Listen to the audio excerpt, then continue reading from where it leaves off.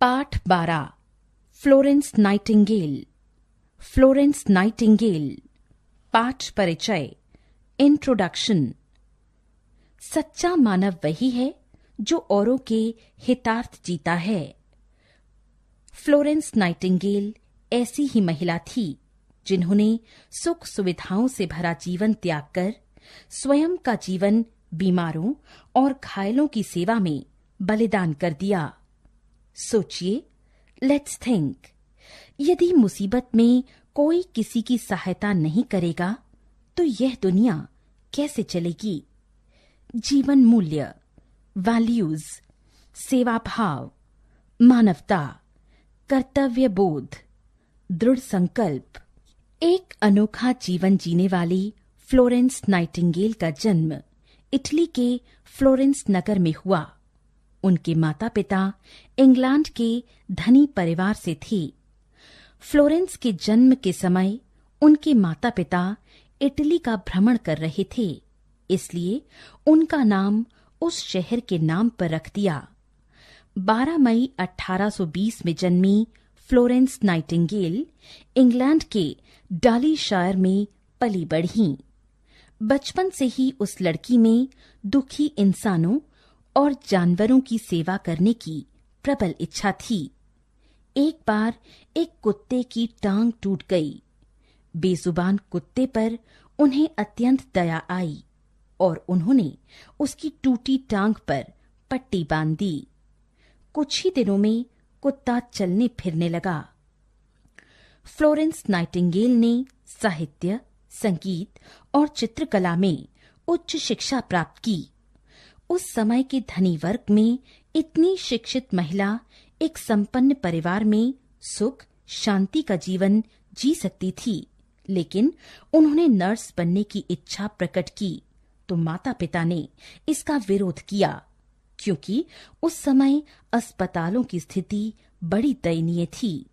वे बहुत घुटन भरे, गंदे व साधन विहीन थे। यहाँ तक कि प्रशिक्षित नर्सें भी नहीं होती थीं। परंतु फ्लोरेंस नाइटिंगेल तो अपनी धुन की पक्की थी। वे लंदन से जर्मनी के नगर केसरजोर गईं। वहां उन्होंने 6 महीने तक नर्सिंग विद्या का प्रशिक्षण लिया। वहां से वे फ्रांस गईं। फ्रांस में उन्होंने एक नर्सिंग ट्रेनिंग स्कूल खोल दिया। सन 1854 में इंग्लैंड, फ्रांस और टर्की से रूस की घमासान लड़ाई हुई। लंदन के एक समाचार पत्र में घायलों की दुर्दशा पर दिल दहला देने वाला एक लेख छपा, जिसे पढ़कर नाइटिंगेल रो पड़ी। वे अपने स्कूल की सभी छात्राओं को साथ लेकर टर्की के अस्पताल पहुंच गईं। उनका वहां पहुंचना डॉक्टरों को नहीं भाया। उन्हें एक औरत का अपने काम में दखल देना अच्छा नहीं लगा, परंतु इसकी परवाह न करते हुए उन्होंने अपने साथियों की सहायता से घायलों के कपड़े बदले, गंदे कपड़ों को धोया और सहानुभूति के साथ उनकी मरहम पट्टी की। भोजन एवं दवाओं का भी प्रबंध किया। लगभग 2 वर्ष तक युद्ध चला।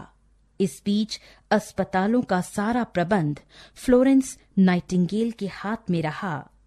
घायलों की उन्होंने लगन से सेवा की। अस्पतालों की सफाई की ओर विशेष ध्यान दिया। मरीजों को पौष्टिक आहार उपलब्ध करवाया। रात्रि को लैंप लेकर जब वे घायलों को देखने जाती थीं, तो घायलों का आधा दुख समाप्त हो जाता था। इसी कारण वे लेडी विद द लैंप वाली महिला के नाम से विख्यात हुईं।